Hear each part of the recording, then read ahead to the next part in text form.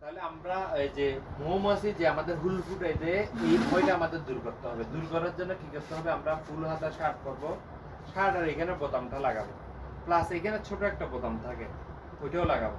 লাগানোর পর গ্লাভসটা দিব, যেমন এই গ্লাভস এটা দিব। গ্লাভসটা পরার পর এরপরে এদিকে একটা ফাঁকা থাকে না, প্রয়োজনের টাকা বাঁধতে যে রাবার আছে, রাবার একটা এখানে লাগাই দিব। তাইলে আর কোনোভাবে কি করতে পারলো না, হাতে ঢুকতে পারলো না। শার্ট থাকলে শার্টের কলারটা উপরের দিকে তুলে দিয়ে এরপর ইয়াটা পরবো, ঠিক আছে? তাহলে কি এদিকে ঢুকতে পারবে না, এটা একটা। এরপরে এই যে গেঞ্জি আছে, গেঞ্জিটা এখানে প্যান্টের ভিতরে ঢুকে দিব, ওই ইট করে দিলে ইট করে দেব, হ্যাঁ। আর জুতা পরবো, প্লাস জুতা পরলে ওই সময় এখানে মোজা থাকলে মোজার ভিতর ঢুকে দিব প্যান্টটা, আর মোজা না থাকলে জুতার ভিতর ঢুকে দিব। মানে কোনো দিকে মৌমাছি ঢুকতে পারবে না। কেন জানেন? মানে কাজ করার সময় একপাশে একটা মৌমাছির একটু ইতস্ততা রাখবে, আমার কাজের অমনোযোগিতা আসবে, হুট করে একটা ফ্রেম হাত থেকে পড়ে যেতে পারে।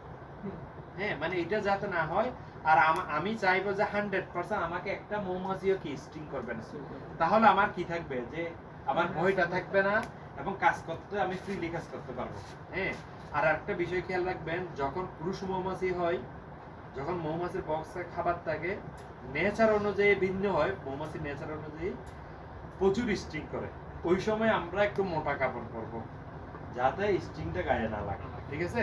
তাহলে এটা অবশ্যই খেয়াল রাখবেন। এটা অনুসরণ করলে আশা করি আপনাদের মৌমাছির স্টিং করার ভয় আর থাকবে না।